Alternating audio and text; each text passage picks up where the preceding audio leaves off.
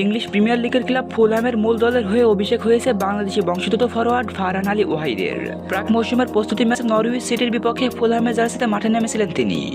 শনিবার মটম্পার পার্কে অনুষ্ঠিত ম্যাচের দ্বিতীয়ার্ধের শুরুতে উইঙ্গার কেভিনের বদলি হিসেবে মাঠে নামেন 18 বছর বয়সী ফারহান।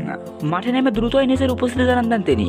দূর থেকে নেওয়া তার একটি চমৎকার বাঁকানো শট রুখে দেন নরউইচ গোলরক্ষক ভ্লাদান কোভাসেভিচ।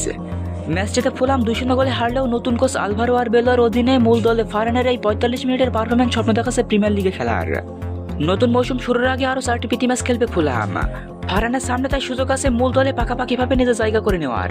চেলসি একাডেমি থেকে 12 বছর বয়সে ফুলহামে যোগ দেওয়া ফারহান বয়সভিত্তিক দলগুলোতে দুর্দান্তভাবে পারফর্ম করে আসছেন। অনূর্ধ্ব 18 দলের হয়ে 17 ম্যাচে 7 গোল করার পাশাপাশি অনূর্ধ্ব 21 দলের হয়ে অভিষেকেই গোল পান এই উইঙ্গার।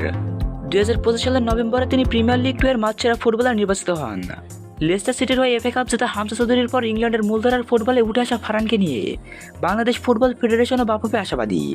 বাফুফের সহসভাপতি ফাহাদ করিম আগেই জানিয়েছিলেন বাংলাদেশের হয়ে খেলতে আগ্রহী ফারহান। চলতি সপ্তাহে পাসপোর্টের জন্য বায়োমেট্রিক সম্পন্ন হওয়ার কথা রয়েছে তার।